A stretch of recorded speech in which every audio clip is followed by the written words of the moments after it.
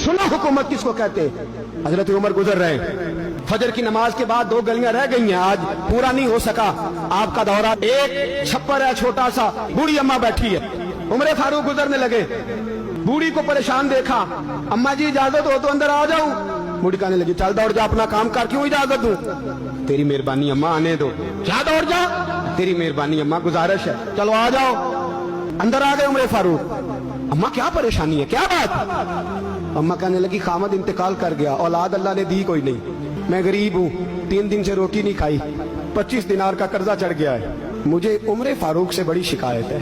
उसने मेरा हाल ही नहीं पूछा, कहने लगे शिकवा है, उमर आया ही नहीं। तो उमर कहने लगे अम्मा उमर को क्या पता कि तू इस हाल में है? कहती है नहीं पता उमर को, तो उमर से कहो छोड़ दे हुकूमत, उसके हवाले करे जो खबर रख सकता है। हजरत सैयदना नाफे फरमाते हैं जिसके सामने किसरा और रूम के बादशाह कांपा करते थे, मैंने उस उमर को बूढ़ी अम्मा के सामने कांपते हुए देखा।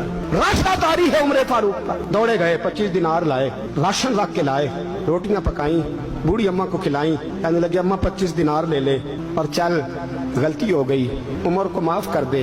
अम्मा बोल के कहने लगी मैं नहीं माफ करती, एक दफा कब्र में जा लेने दे, मेरे रसूल आएंगे तो मैं उमर की शिकायत करूं। अमीरुल मोमिनीन होके उमर फारूक अम्मा के कदमों में बैठ गए, कहने लगे अम्मा उमर कमजोर है, हुजूर का सामना नहीं कर सकता, तेरी मेहरबानी नबी पाक के सामने शिकायत ना करना। अम्मा कहने लगी चल मैं तेरी खातर माफ कर देती।